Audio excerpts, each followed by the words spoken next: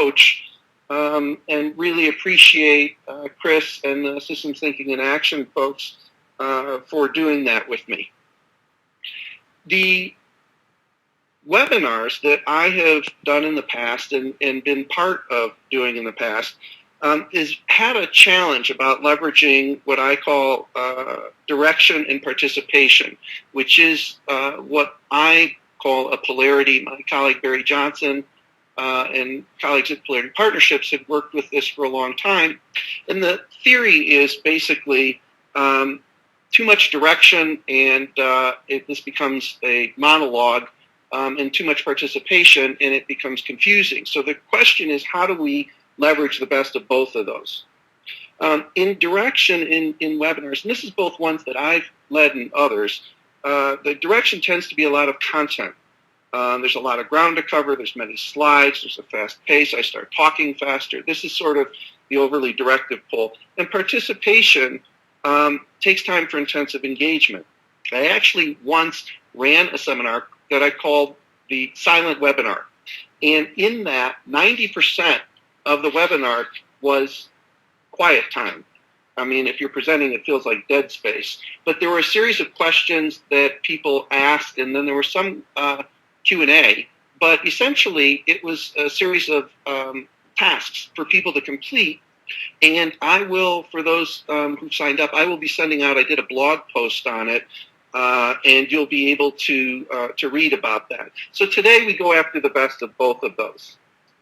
Now, the focus is going to be on real-time strategic change. This is the book from 20 years ago, and there's so much that is evolved from then. I've learned, colleagues of mine have learned. So what you'll be seeing is cutting edge, and what this program for 12 weeks is going to be about is cutting edge. For those of you who aren't familiar, this is a Prezi presentation, and prezi.com is how you can organize them, and it's a wonderful site. It's fairly user-friendly, and so we'll use that as our technology going forward. So this word temenos, this is a concept that I was introduced to by Suraj Sirajuddin, who heads up the Systems Thinking group, and is lead sponsor of the session along with Nexus for Change and Polarity Partnerships, my organization. Now, what is this word and why am I bothering with it at the beginning here? This is a picture of the Acropolis in Athens. And there are some, I think, really interesting concepts that are going to help us as we move through this. And this is just some context. We'll dig in and roll our sleeves up on RTSC shortly. So what is an Acropolis? I actually looked this up, and it's a settlement built upon an area of elevated ground, frequently a hill, and it's chosen for purposes of safety. So this whole notion of a learning community that we're creating, even today for 90 minutes, is about creating safety. Now, when I looked up and did a Google Images search for sacred space, because the temenos is known as a sacred container, this is, and I wouldn't have known this otherwise, a dot sacred water holder from India. And dots were used for bathing rites and rituals, and also had curative powers. So this notion of how do we enhance our health and well-being, both for ourselves in the work we do, but also in the organizations that we work with, lead, and consult to, all is about greater health and well-being. My first mentor, Kathy Dannemiller, had a fundamental question about how do we bring about greater health in the system. And that was always a question she asked, and it's a question that I asked. So this notion of healing from the dot is something that I thought was it's an interesting and useful concept for us today. And then finally, the other thing that I found under sacred container was this lotus flower. And you go back to the source of these, and there's some great messages. So this, in the description of it, talks about an expansion of the soul. And though RTSC is all about the business of the business, it's also about the heart of the business. And so as we get into the work, there are very pragmatic, get the job done aspects of real-time strategic change. And there are also ones that talk about ennobling visions and calling forth the best that people have to offer. And this I saw in the definition: one who performs his duty without attachment is unaffected by sinful action, as the lotus flower is untouched by water. So anybody who has some sinful action in their near-term past through the webinar, I can't help it. You will be cleansed. All right, enough for that. So now we look at systems thinking in action and the Lyceum. And the Lyceum is a name that this group of folks pulled together, and it really talks about education. Lyceum was in classical Athens, and when I saw this go up as our home for these courses, I smiled. I didn't know what a Lyceum was, but it sounded cool. And so when I looked it up, it is about a place where talks and lectures were held in ancient Greece. And so I want to introduce you to these folks who are really the team behind the team that's representing today. That's Siraj in the top. Christopher Uriga is on the right, and Lorena Snodgrass is below him. Chris Clark, if you were wondering what he looks like, he's the guy at the bottom. Susan Gibson and Jeremy Seligman. And so all of these folks are part of a larger effort around these online courses and finding ways for people to learn and enhance their skills, knowledge, and abilities. As we get into the session, RTSC is another kind of temenos, or sacred container, for the work of what I will call fast and lasting change. So today is our opportunity to create a temenos in the session itself. I know there's a lot of tendency, there's even desire. Sometimes you get a phone call, an email, a face-to-face interruption. I ask that we give ourselves the luxury to tune in and turn off during the next 75 minutes or so. We're in it together. If we were in the same room, if you pull your circle of chairs together and there's a hole, there's a leaking of energy, there's a leaking of focus. And so even though we're working virtually, I think energetically that's still true. And so much of this world is spent, somewhere lost in technology. I'm going to ask you to focus on the technology in front of us right now. And the community of practice, I have envisioned a community of practice for RTSC, and I welcome you to it today. There's a very low barrier to entry, which is you've signed on today, you're in the community of practice, and there's 3 areas to focus on. One is learning and application. So what is it that you can learn? Tools and resources, which is a part of this program throughout, and good work in the world. So my request is that you be greedy with the opportunity, as I've been greedy with the design of this. There's tools and techniques. What Chris mentioned, there are a couple of tools we'll use during the session, and I have the questions that we'll review, but I also pulled together these PDFs. And finally, at the end of the day, what we're talking about with RTSC is things working. And I got to write my own bio for this, and I wrote at the end my epitaph. I would like it to say on my tombstone, it worked. And as long as it's moral and legal, anything that can help us move organizations toward their preferred future faster and more sustainably is all good.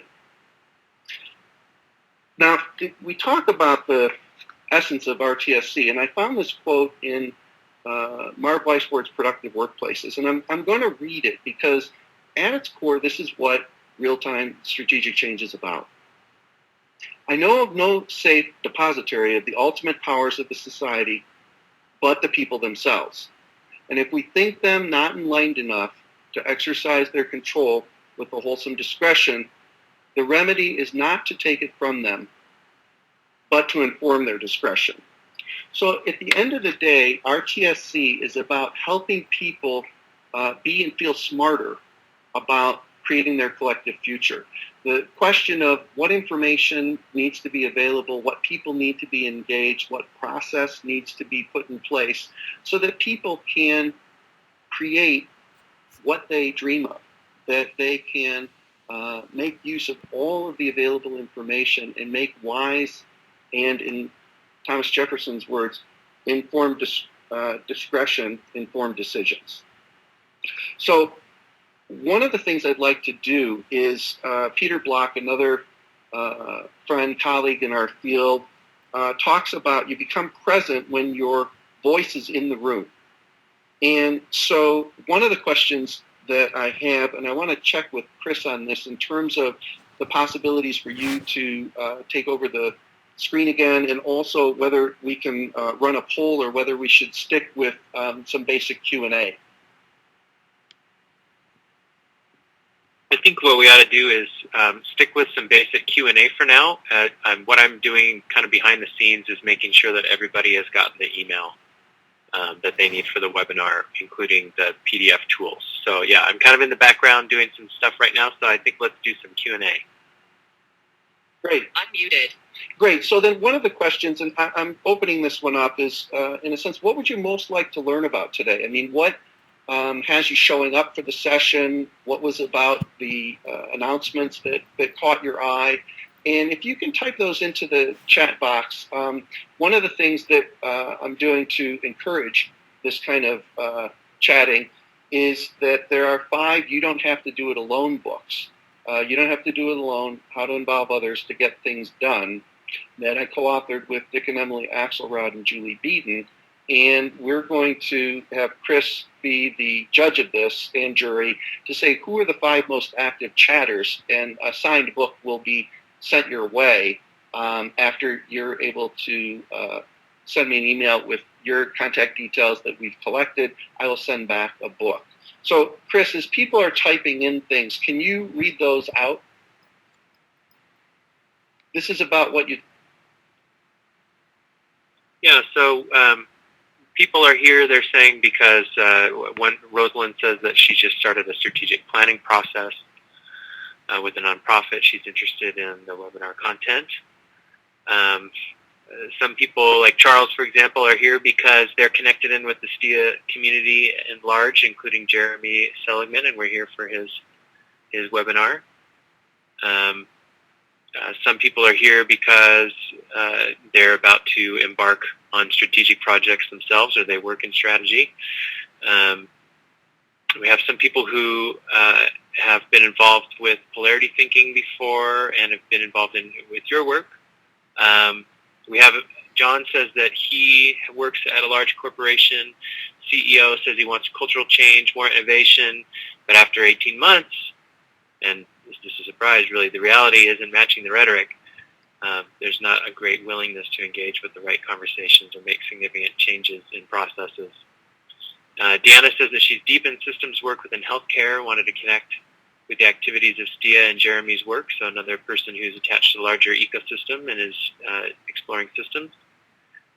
Jan, where'd you go, Jan? There you are. She says she works for a religious denomination with big ideas and vision, and also increasingly tight budgets, so the language around preferred future and sustainability captures her attention. So there's a little subsection for you.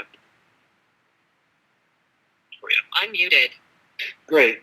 That's wonderful. It sounds like a good sort of eclectic mix of folks, and all of us trying to figure out how do we beat that 70% mark, or actually the 30% success ratio.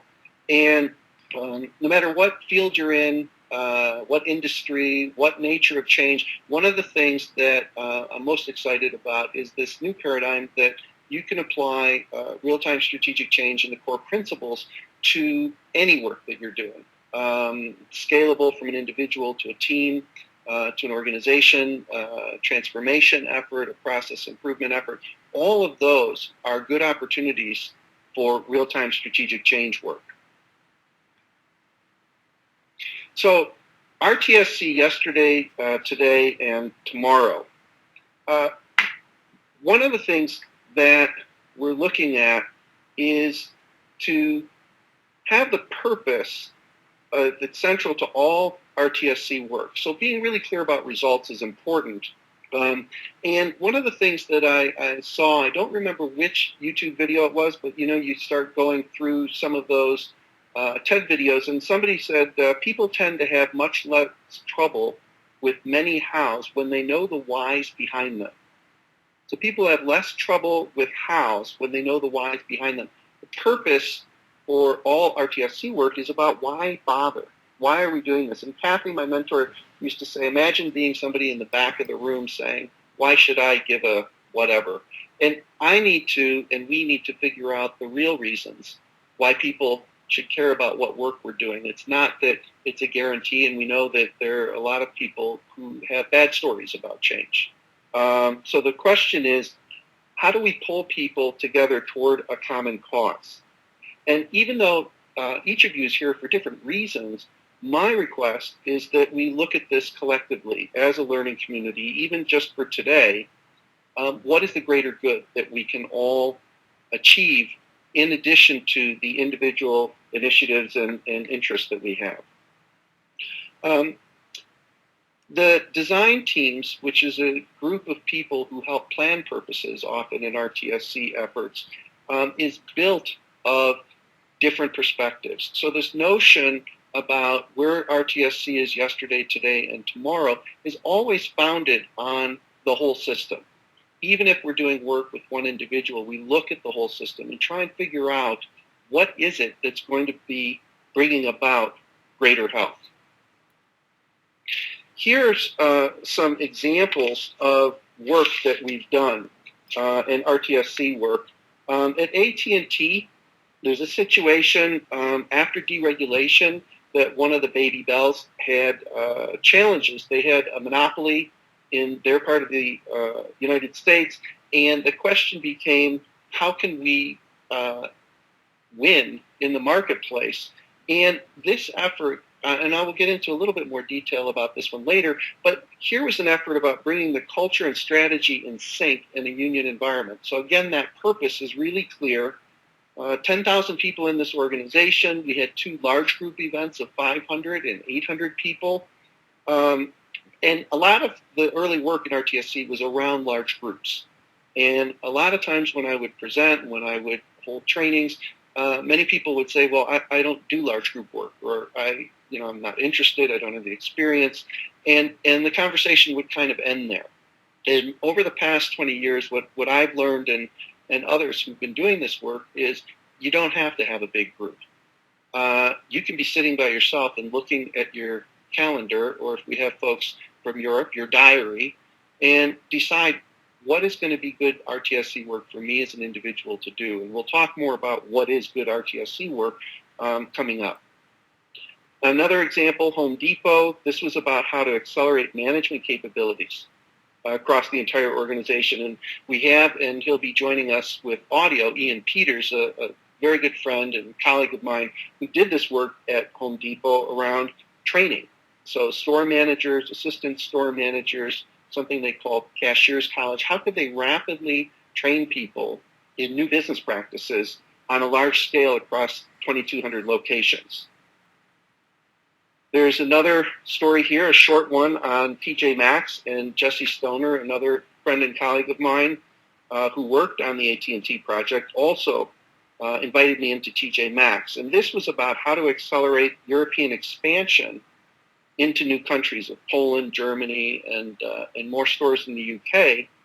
Again, this had 2 larger events of 150 people, but also a number of small group meetings and individual coaching for leaders around new roles, new responsibilities, and new business practices. They had a grow fast strategy because they needed to move fast, and a flow fast process that they implemented.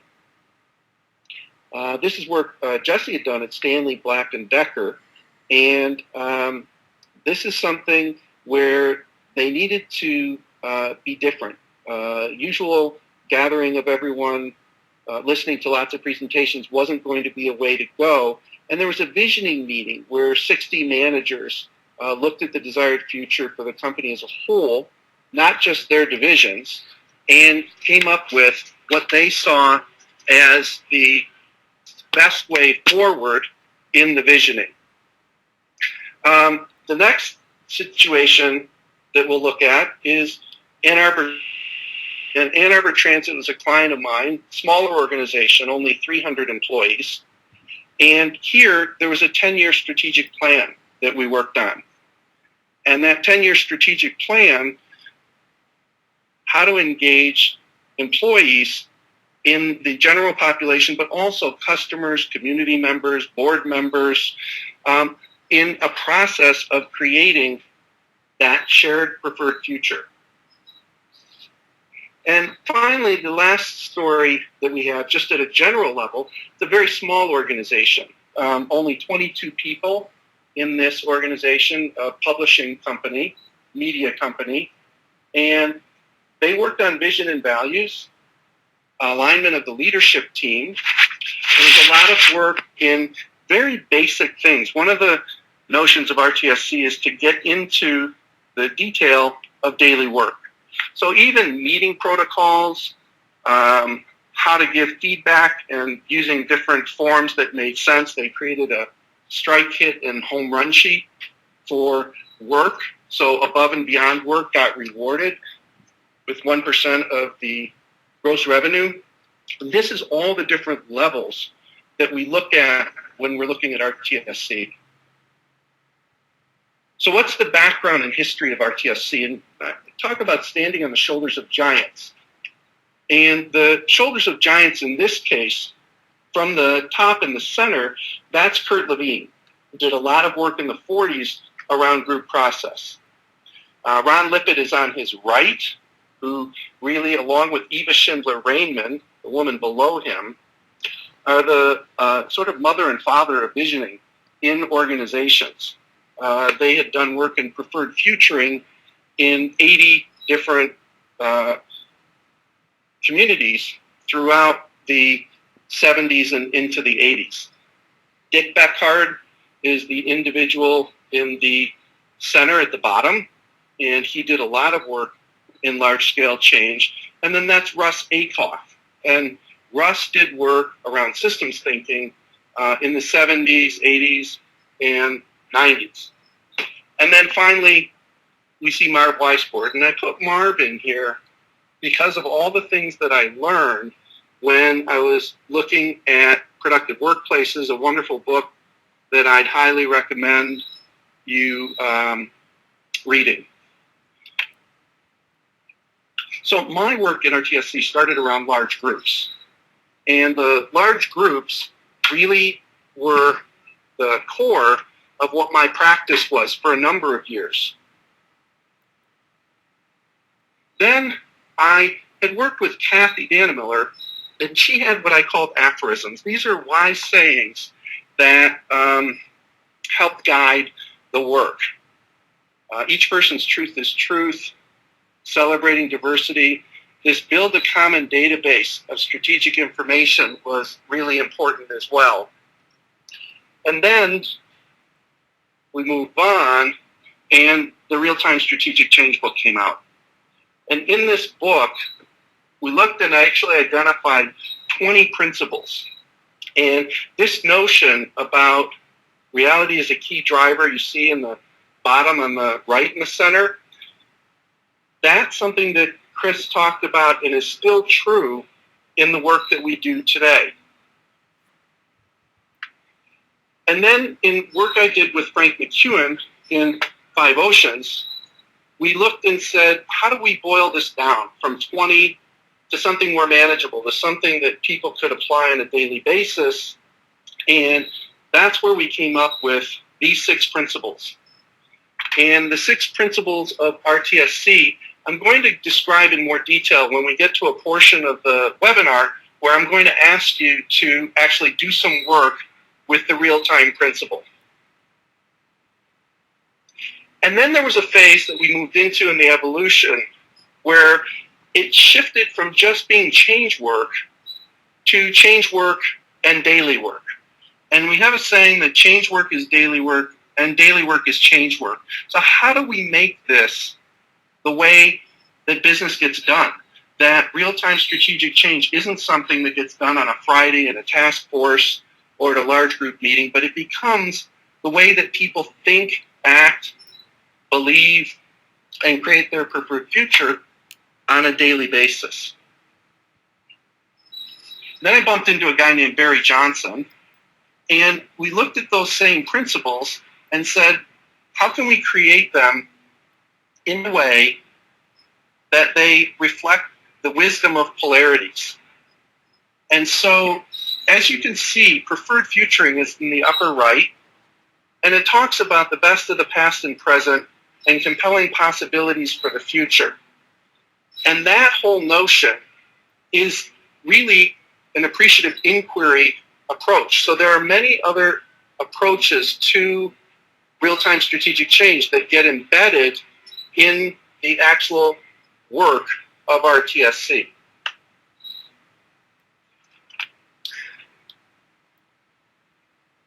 And finally, this last stage of evolution, which is about any and all change work. And so this is this notion, most recently, that we're looking at and saying, how is it that we can apply this at any point in time?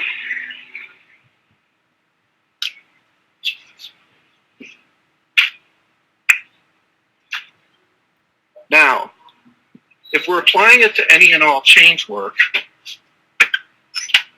then the next question becomes,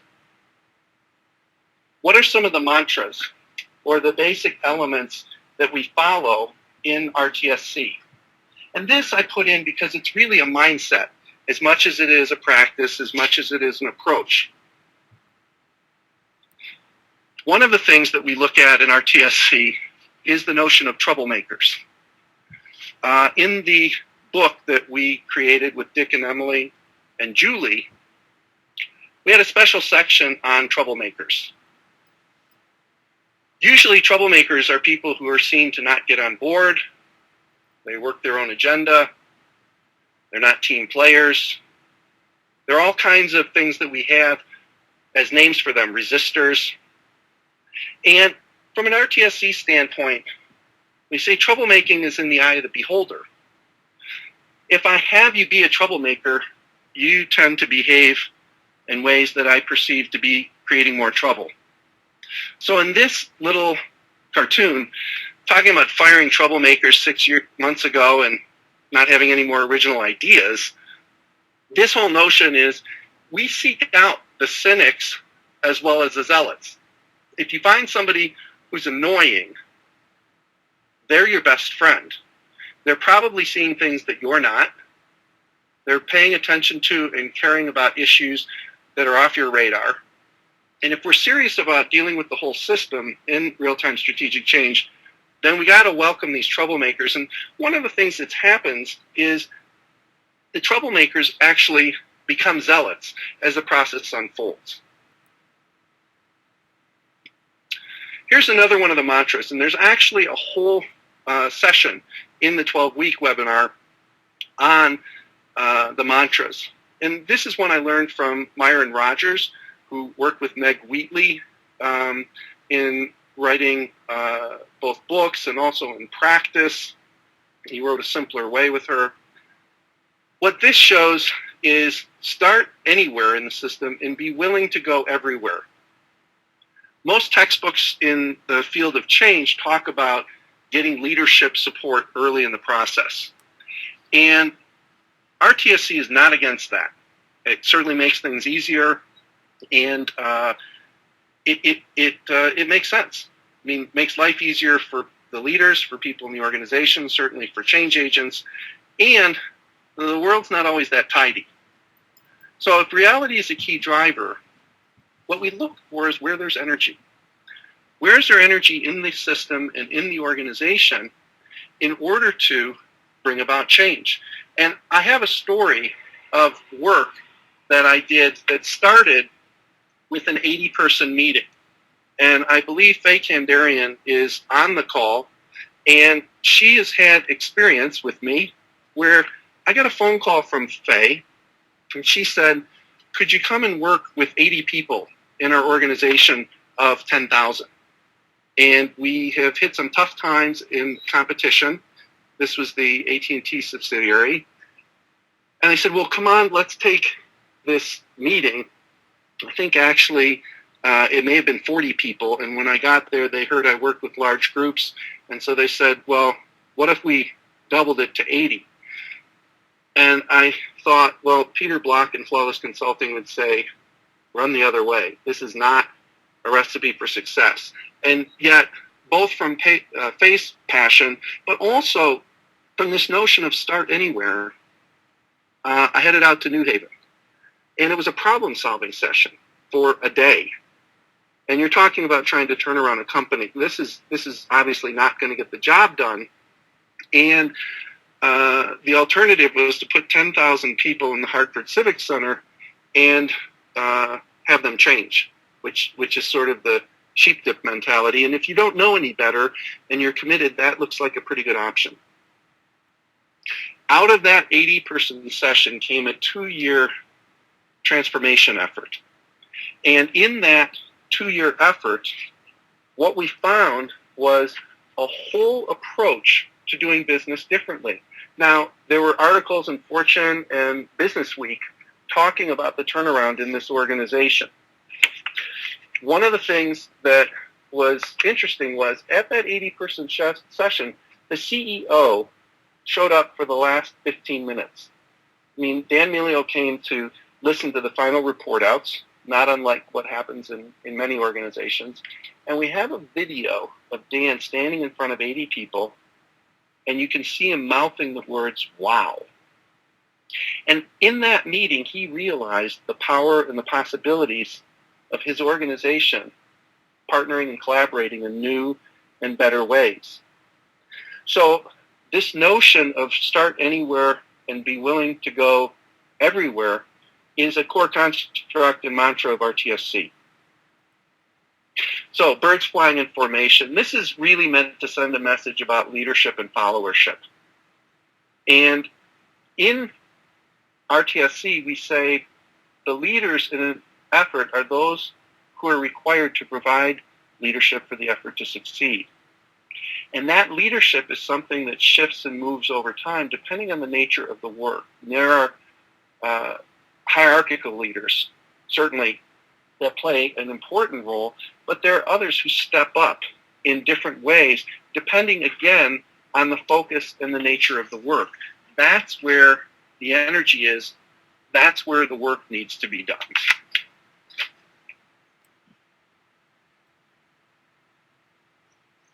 So when and where to apply RTSC? One of the questions, and I'm going to open this one up again, Chris, to the chat room and see if people have some input and insight here. Well, one of the questions that I'm curious about is, where do you find your greatest challenges in applying change work?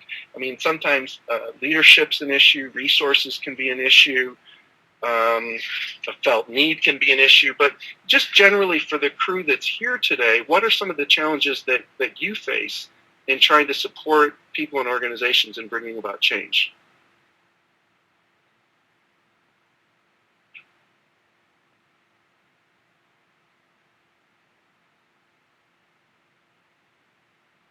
One question that comes from Julie, she asks why leaders are so reluctant to show up at the beginning. So how does one make the case for the need to take time to change? Dirk says one of the challenges, overlapping changes, highly dynamic environments. Carol says recognizing that learning is critical for sustainability. John says lack of time, other external priorities. Yeah, how do you do this if you don't have time? You know, time is a very precious resource.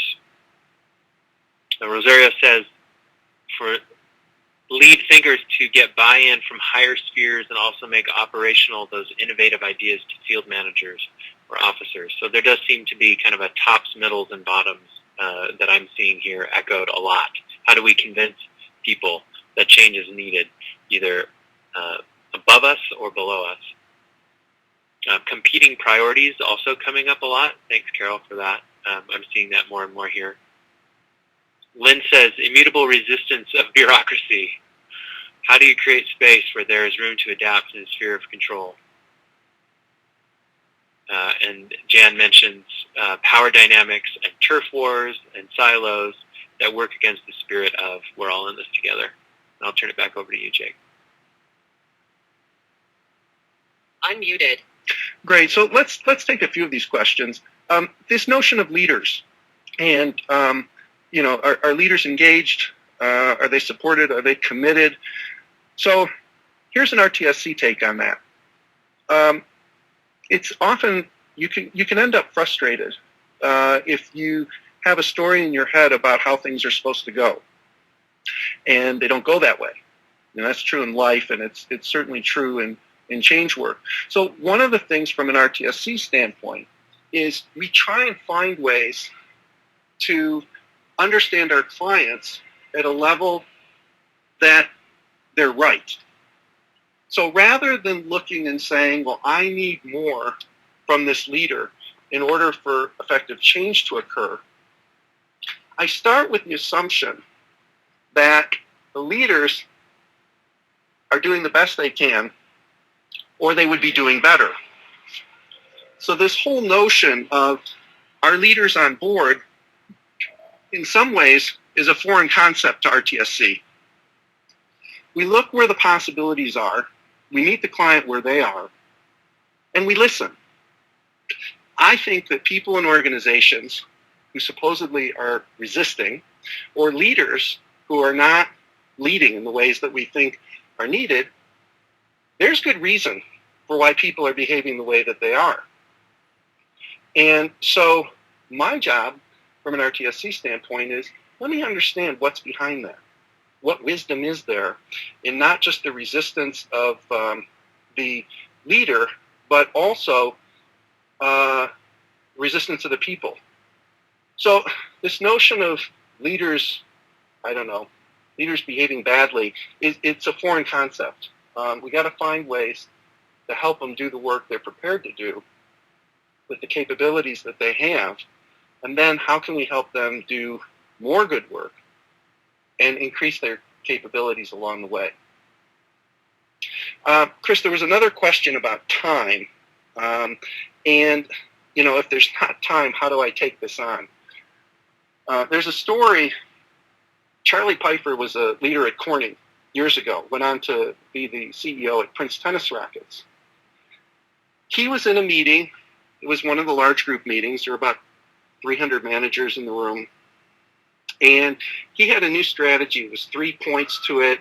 In RTSC, sometimes the strategy is a given, and sometimes it's created from a clean sheet.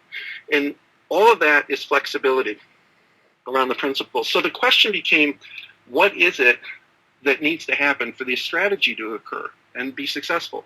So over a break, there was a lot of complaining, grousing about how we don't have time for this, we've got too much on our plates, we don't have time to implement this strategy. Well, Charlie, who was a pretty stable, centered, focused guy, turned beet red. And he said, I need to take the stage at the break when we're done. And he got up there and he said, well, I understand there are a number of you who say there's too much going on. You have too much on your plates and you can't get this done. And everybody was like, oh, finally he gets it. We've been telling him it. We've been trying to convey this message. And now Charlie understands. So that he says, okay, everybody get out. And at this point, it was a while ago, so he said, you're daytimers. And everybody just kind of looked at him and, disbelief. They didn't quite know where he was headed with this. Neither did we. And he said, I'm serious, get them out. So, people scrambling in their briefcases, pulling out their calendars. And he said, look at next week. Pages start ruffling and, okay, now, look at your appointments and your commitments for next week. Look at the screen up here with our three strategies on it. Everything that is not included in those three strategies, I want you to mark off on your calendar and put a line through it. People are start writing in their calendars. You can see where this is headed. He says, all right, with the time that you now have available, we're going to work on these strategies. So sometimes taking things away is as important as what you're adding to. And so this whole notion of time, one of the things of RTSC is it does accelerate change. It does make things happen faster. But also the question about how can we do it faster is about how can we do less. This is masks. That's what it's meant to be. Russ Akoff, who you saw the picture of earlier, had something that said, how is it that we can make sense of a complex set of interrelated problems? What do we even call it? He coined the term for it. He called it a mess. So often in RTSC, we do work without a clear starting point. Things aren't working. We don't know why. They need to be better. But there's not always a clear purpose.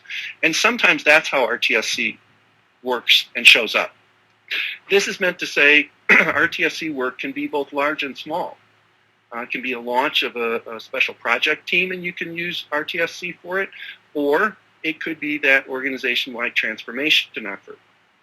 And finally, there are people who sometimes say, well, these principles, and I'll talk about those in a moment, these principles, how do you create structure out of those? And the structure can be something that is already in the organization.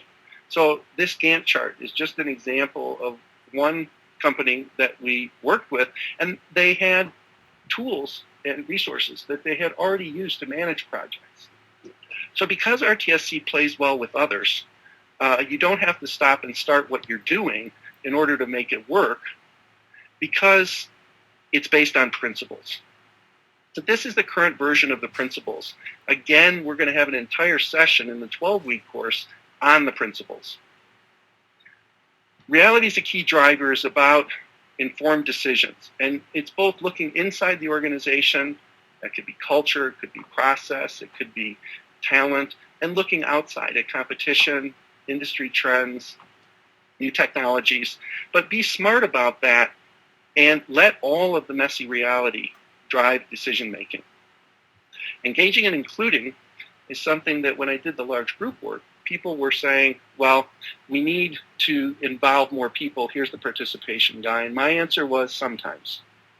There's direction and participation. And sometimes the greatest direction leads to opportunities to be the most participative, because you know where you're headed and you can have freedom to make your way into that preferred future.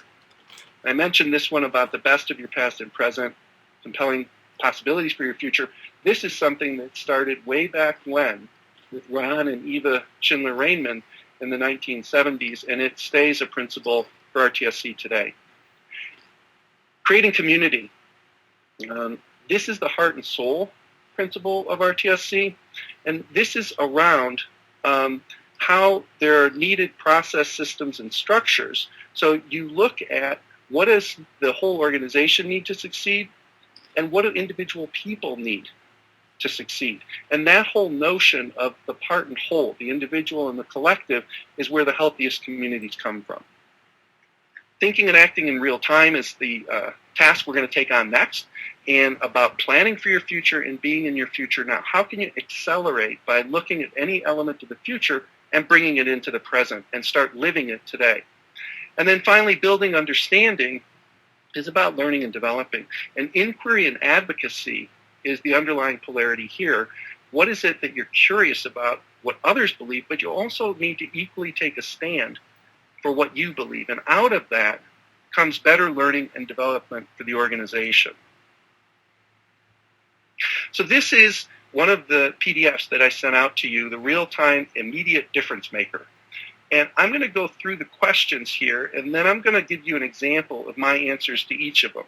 So if you have that PDF, you can either type into it, or if you printed it, you can actually handwrite on it. And if not, pull a piece of paper, and you can just number these questions as I go through them. You don't have to write the question, but I'll show you my answers as an example as we go through.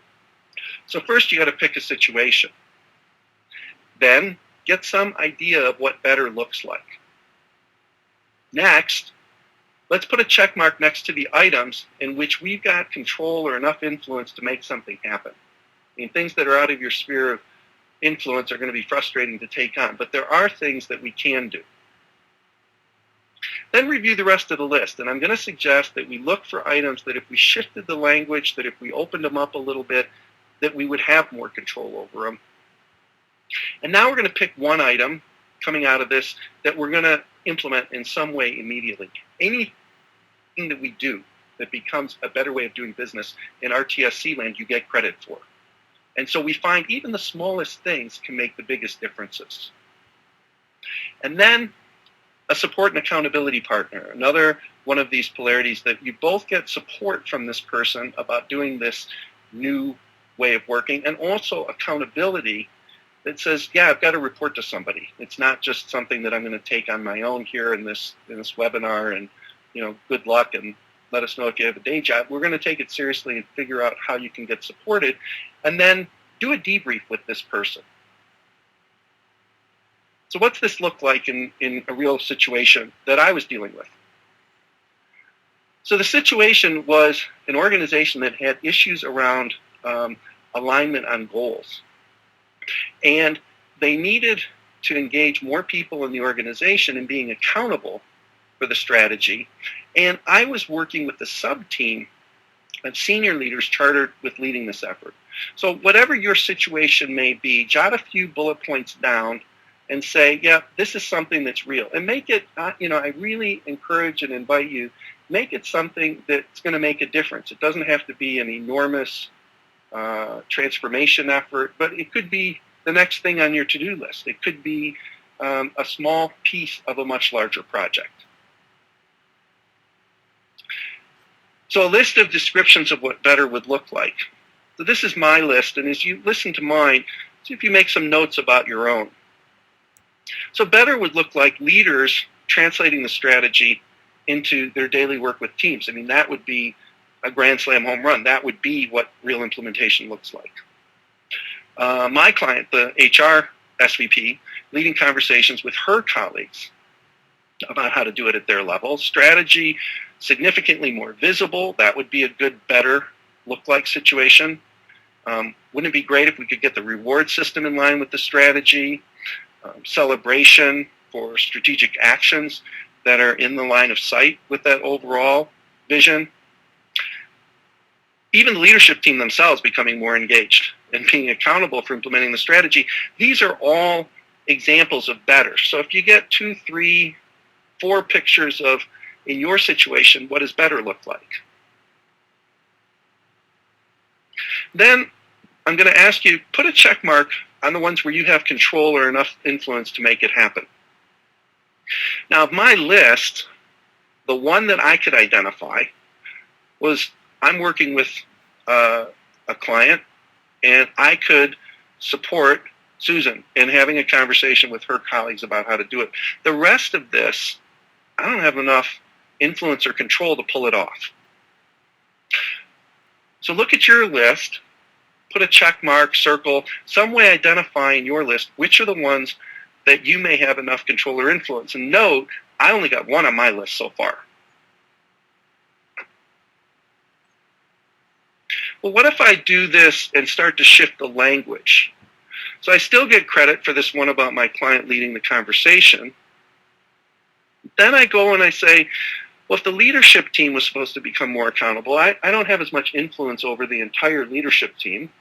And this is a situation where the CEO was behind the effort, but wasn't leading the effort. So this question about where are leaders, this is somebody who stepped up as the SVP of HR and said, I'm going to provide leadership here. Yes, a senior leader, but still not the CEO. So I thought, well, my client could become more engaged and being accountable. I mean, that I have influence over. I work with her all the time. And this sub-team that she's leading could become more engaged and being accountable. So I don't have access to the entire leadership team on an ongoing basis, but I can reword these things so that I can find ways to make a difference. And pick one item that you can implement in some way immediately or in the very near future. In my case, I looked at the sub-team agenda. They had a meeting that next week on Wednesday, that very week, a 24-hour turnaround. So the next day, we could put this on the agenda and say, what can we do about it? And my client, the SVP of HR, could put, how are we going to be implementing this strategy at the top of the agenda for every meeting in her organization starting now. So simple conversations with profound differences that can be made is a core element. Leverage, so how can we get the biggest impact with the least effort? fighting for resources is not a good way to go about change. I have found, and RTSC would say, that you find the least resources that you would need in order to bring about the greatest change. So just putting it on an agenda in every single meeting for 10 minutes, it's not an integrated roadmap for transformation. But is it going to lead to some people doing business differently? Well, her experience and mine is, the answer to that question is yes.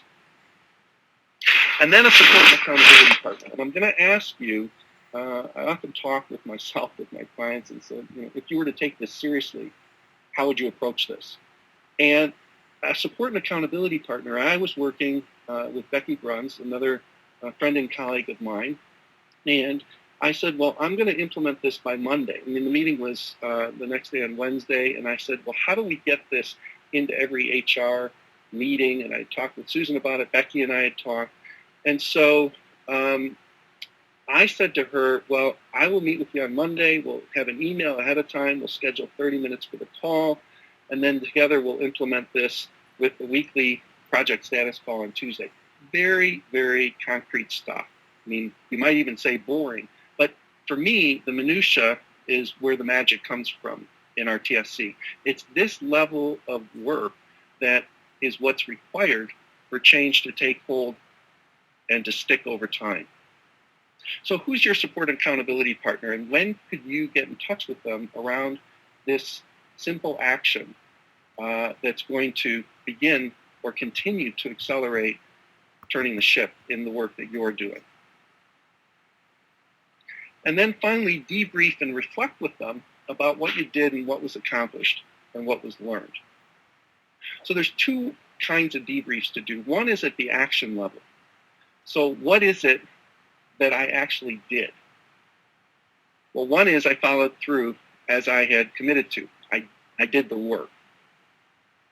The call with our client, Susan, led to listing all the ways she could begin further implementing the strategy. So we engaged her in the conversation. We didn't have answers, but we did have good questions. And then we came up with this idea out of that meeting about creating a meeting in a box, this very straightforward agenda that said, when you start these meetings in HR, what are the questions that you want to ask about the strategy? What kind of ideas can we capture? So it's not just a intellectual exercise. What were the ideas that people had? How can we gather those? What's the process for bringing these back into the leadership in HR? And which of these can we start to act on immediately, in the near term, and longer term? If action's one of the areas, then we want to look at learning. And in learning, we say, when I plan, I implement. But one of the things I realized is, putting a good plan together is more than halfway home to actually carrying out the plan. I also realized things can move faster than I thought. I mean, we had 24-hour turnarounds, 48-hour turnarounds, and the organization benefited. People look left and right and say, could this be different? Well, if you see things happening around you, even small things, the believability index goes way up for people because they see that change is occurring. And clarity on my part leads to clarity on the part of my clients. So if I can sit back and reflect and understand what my work is, they can do the same. And this notion of change work and daily work being interchangeable, in those regular standard meetings when they were talking strategy, was that about change work or was that about their daily work? And the answer to that is yes, it was both and. So here's a request that I have for you. And I would like to learn from you about what you've done. So my email is jake@polaritypartnerships.com. Here's my request. In the subject line, just write the RTSC Practicum so I can put these into a special folder and review them. And here's the request and then the offer.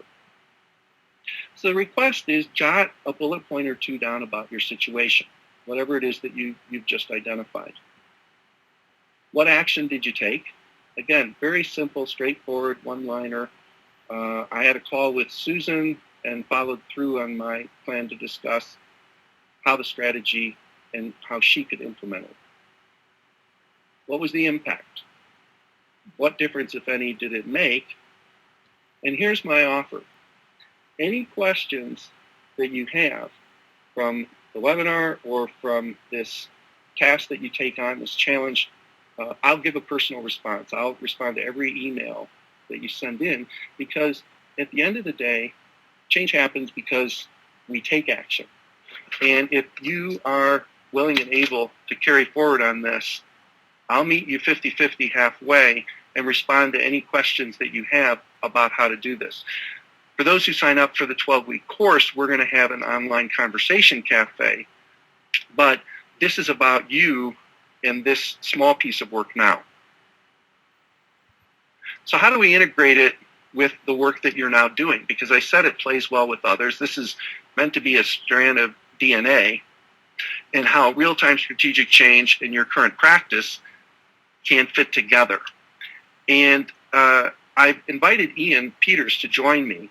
And I'm going to ask Ian, since we can unmute you now, the question that I have is around how did you fit it with your existing practice? Ian's going to talk a little bit about the Canadian National Cycling Championships. And if you could give some examples. This was a new approach for Ian. It was a challenging situation. And I'm just going to open the floor, Ian, for you to talk a little bit about your experience in integrating RTSC with your practice. And Chris, if you could mute. Yeah, I'm working on him. I can't find him in the attendee list.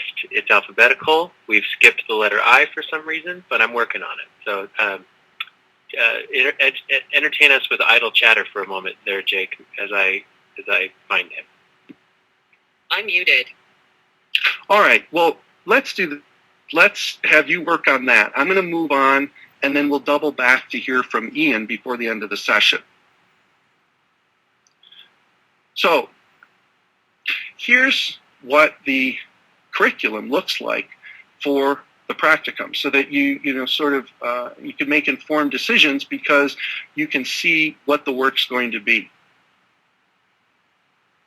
Jake, I'm gonna interrupt you. I found Ian in the list, and he is now unmuted, so you all can have conversation. Great. I'm Okay. muted. Take it away, Ian. Okay, can you hear me?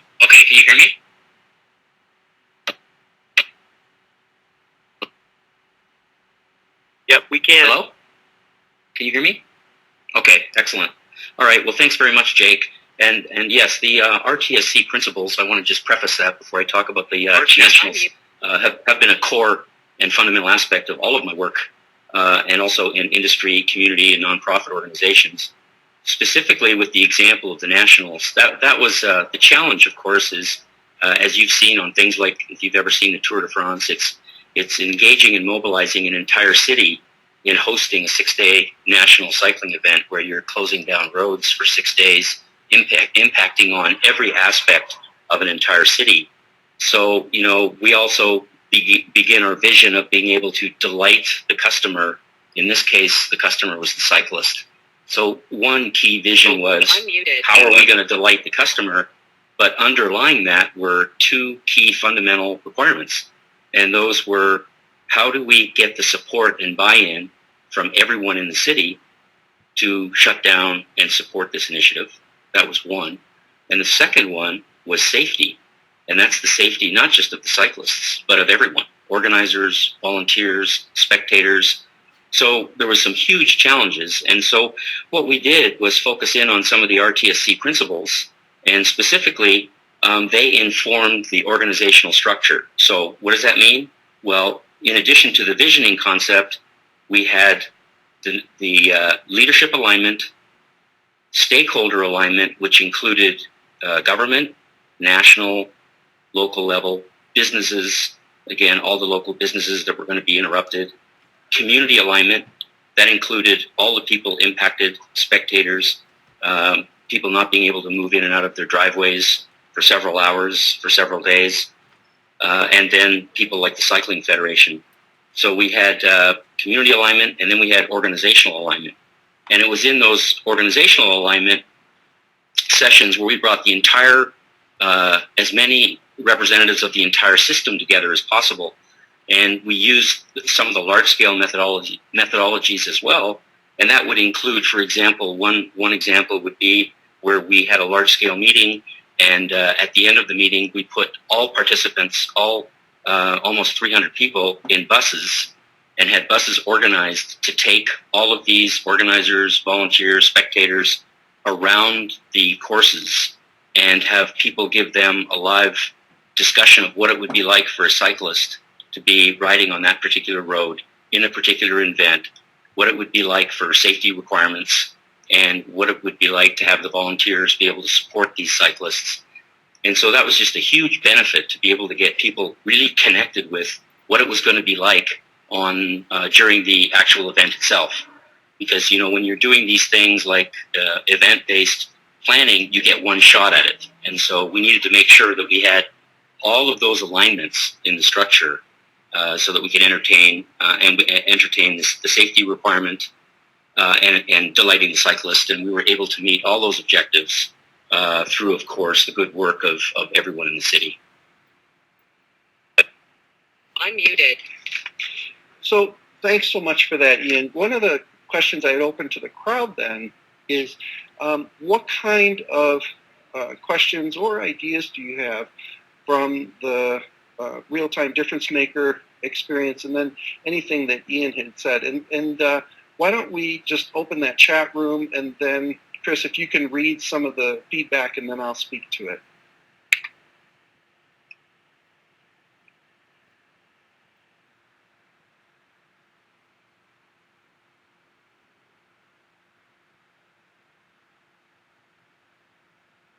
Jake, why don't you go ahead and reframe the question so that we all can noodle that one. I'm muted. Sure, and remember those, you don't have to do it alone, books. Go to those who have the most chat. So the question is, are there questions you have about integrating this into your own practice? I've said it plays well with others. I say these principles are the basis of it. What questions do you have or ideas about how to integrate this as Ian did in his story, but you in your work?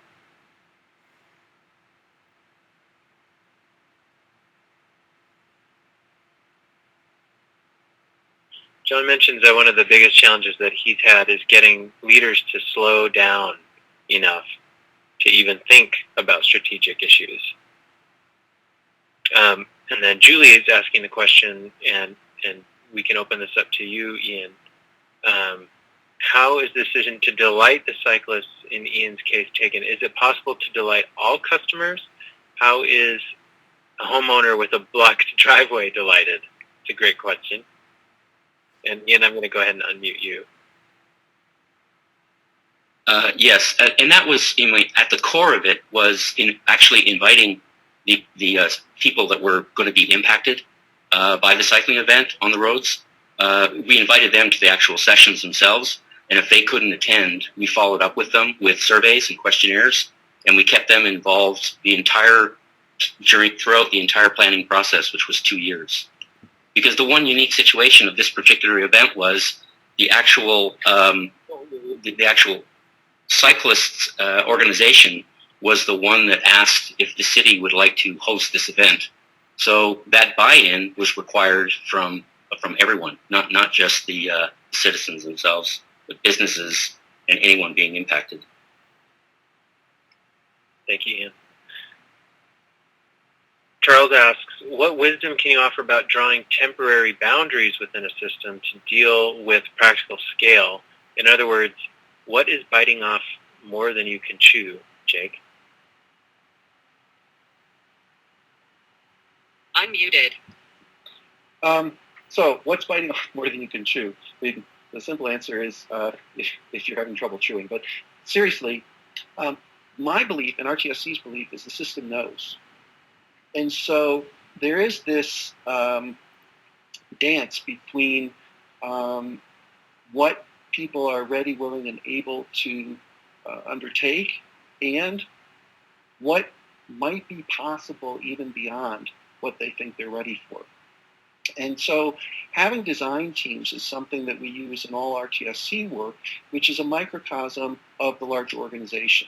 And so with that microcosm, they help instruct, inform, and guide the work that we're doing. And even if we're having a small meeting of a half day, we'll still pull together a design team that says, for 30 minutes, let's talk about what needs to happen in this meeting and what's realistic and what's achievable, but also what's a stretch. And so, RTSC has been used around the world, and people are like, well, culturally, how does it adapt? And the answer is it adapts just fine, because the people themselves in the organization or the system are the ones designing their own effort.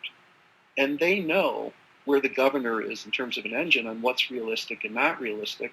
And having wins, having it be successful, we always look for how to reduce risk in RTSC work. And that doesn't mean to not do the important work, but it means what kind of support is required in order for that kind of work to succeed. So I'm going to move on to the next section, which is about what does the practicum actually look like. There's 12 sessions. The first one is basically about how do we get connected and get started in a way to hit the ground running with your project. And for each of these, there will be something that goes out as a sort of prep questionnaire. I talked about mantras just a little bit in terms of the story about start anywhere, be willing to go everywhere. But there are other mantras, and we'll have a whole session on what those are and how they show up in RTSC work, and then how they can show up in your project. Again, through this 12-week course, we're going to be doing real work that you decide is important to you, to your practice, and to your organization. And another session specifically and wholly devoted to those RTSC principles, and touched on them today and spent a little time on the principle of real time. But then scoping possibilities is one of the areas of work, and we look at, given the mantras, given the principles, what fresh perspectives do you have on the project that you're undertaking?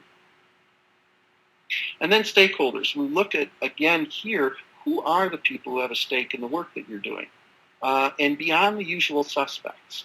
So there's a list that immediately comes to mind, and then there's a list beyond that. One of the things we found really helpful in RTSC is to ask the stakeholders who else they think are stakeholders. So we go 2 or 3 circles out, and this is the notion of both engaging people, but also getting smart collectively, because more people know more things.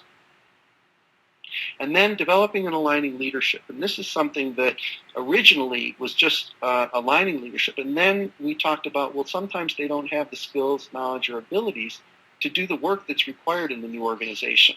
So we'll take a session devoted to the leadership, and that's come up a couple of times in the Q&A. We'll have a session on that.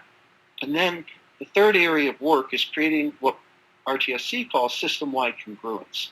And congruence is more than alignment. It's more than things lining up, but it's about the fit and finish of process, system, structure, culture, talent. All of these pieces of a puzzle need to fit together in order for fast and lasting change to occur.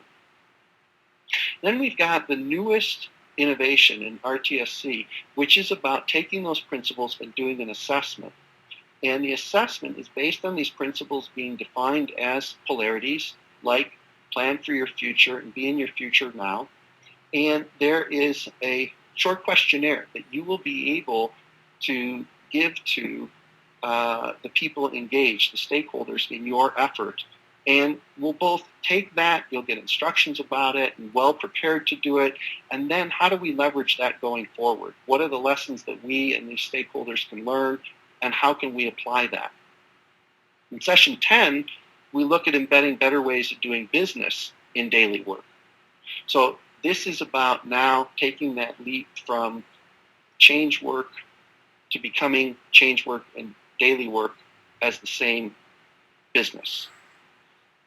Session 11, translating the lessons learned into your own practice. So we want to really ground these in the work that you're doing. And you will have been adapting and adopting this through the 12-week process, but we're going to set aside a special session to make sure that the lessons that you've learned supplement the work that you're doing.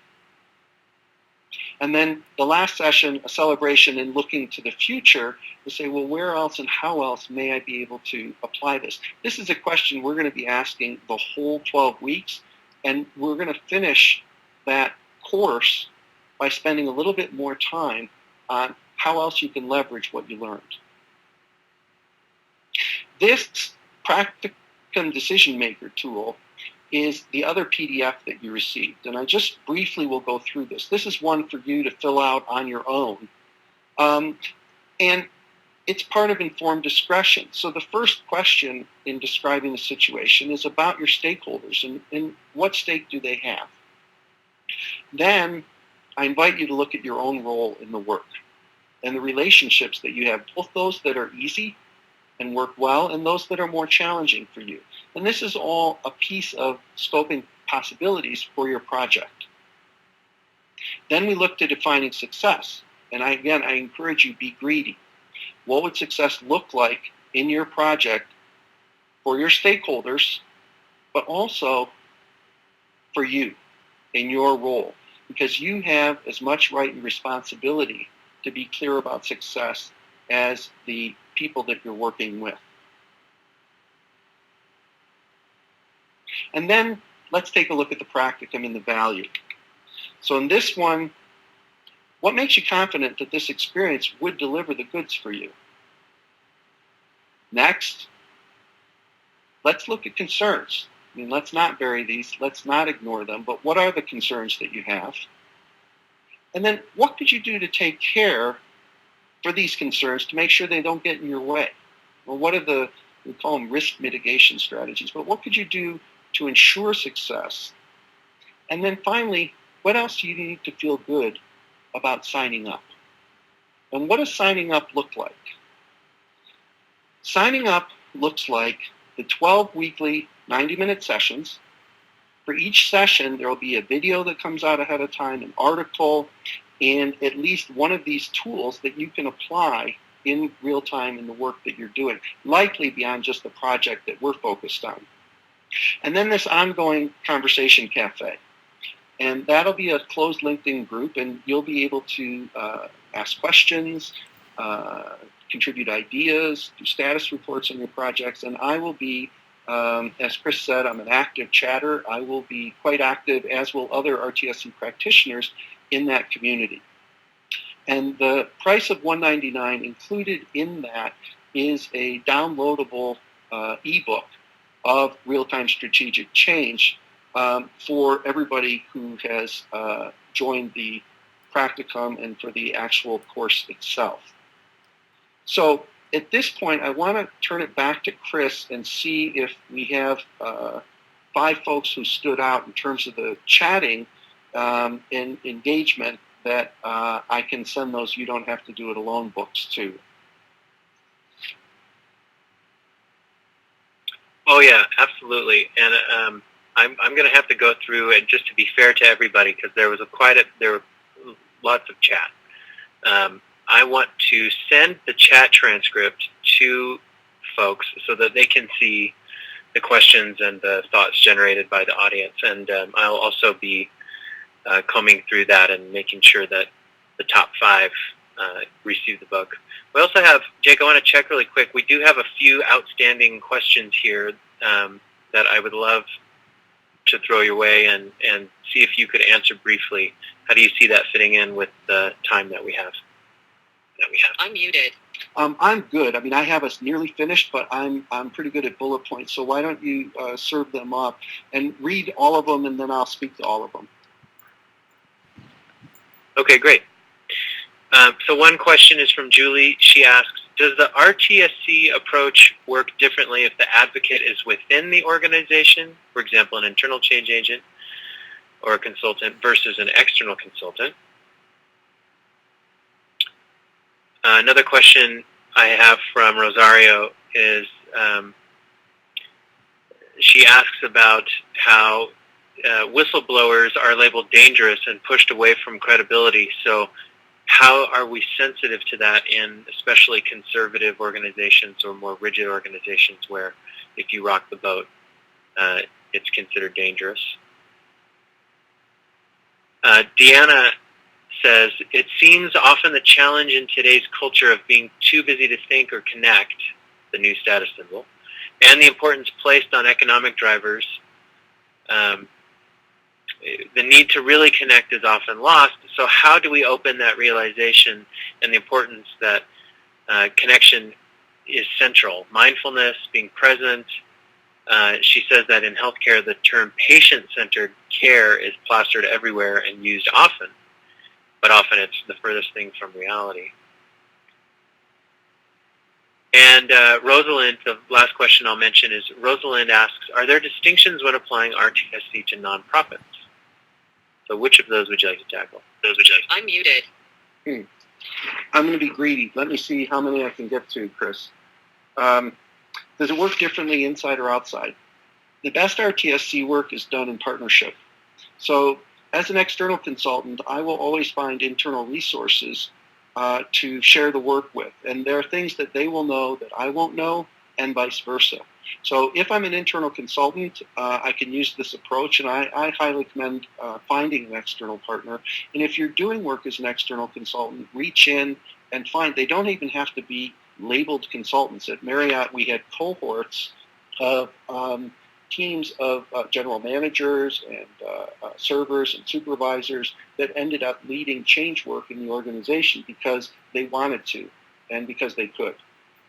The whistleblower question, I mean, if we're talking legalities, then we're, I think, into a different realm in terms of how do you protect them and what's dangerous. But if we're talking about people who rock the boat that you mentioned, Chris, again, troublemakers are the greatest gift for a change effort. People who are the cynics are as important as the zealots. And so what we do is we draw circles that include people. I mean, part of the reason why people have a lot of issue with change isn't because they have an issue with change. They have an issue because they're being changed. And so if I can get my voice heard, I'm much more likely to listen if I'm being listened to. So seek first to understand before being understood. The challenge around connection and mindfulness, Dick and Emily Axelrod, friends of mine who wrote this book with me, talk about connection before content. And so what we do in RTSC is we look for ways to connect the dots, and that means connecting people. And this question of mindfulness, I mean, it's interesting. I've been taking an Awakening Joy class over the web. James Baraz is hosting it from Berkeley. And he talks a lot about mindfulness. There's a lot of research that says this is a good idea. My experience is people get behind what works. And so if I can look for small opportunities for reflection, I mean, it's one thing to ask for a learning review like the military does and take a whole day or whatnot, but it's relatively easy to start making small changes. And as those start to work and take hold, bigger changes can be in the offing. And then the question about nonprofits. I mean, I'm glad that Ian spoke to this because in nonprofits as well as for-profits, in large organizations or small organizations, in large projects or small ones, RTSC can help in every one of those situations. And I don't see any significant difference on scope, scale, industry, or kind of organization. These principles apply. And so this is one of the things I'm excited about for the Practicum is you can bring any work that you're doing and these principles will help you. So the whole notion of, does this need to be different? You can take all the work that you're doing now with the models, the frameworks, and the approaches and put RTSC on as a turbocharger to fast and lasting results from the work and the approaches that you're already engaged in.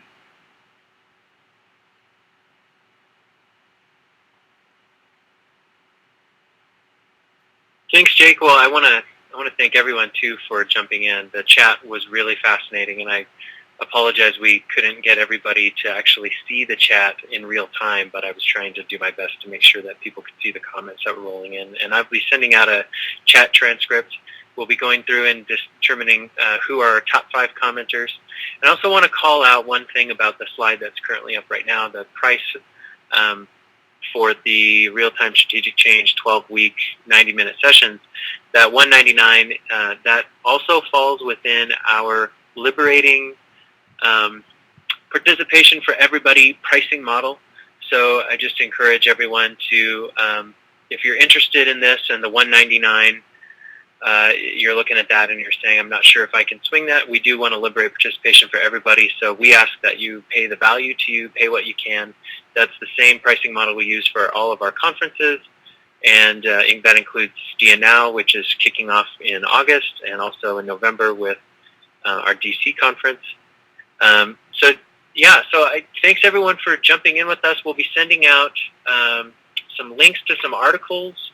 We'll be sending out the PDF links again. I want to make sure that everyone knows to look for links and not attachments in the email that was sent out. We will be sending those again so you can have access to those tools. And then we'll be sending some more information and links to the various offerings that we have as well, like STIA Now and the Washington, D.C. conference. And Jake, any last words before we sign off here? I'm muted. A lot of grace and gratitude for those of you who joined.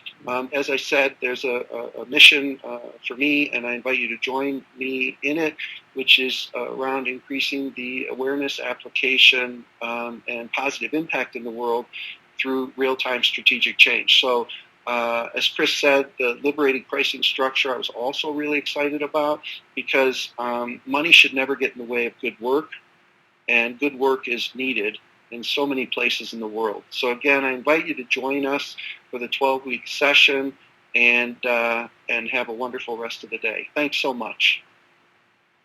All right, thanks everybody. We will talk to you hopefully in the 12-week course, and also I will be sending out the recording for this particular webinar, so if you want to listen to it again, I know a few people had to drop in and out, we'll be able to do that. So have a great day, and best of luck in your change initiatives.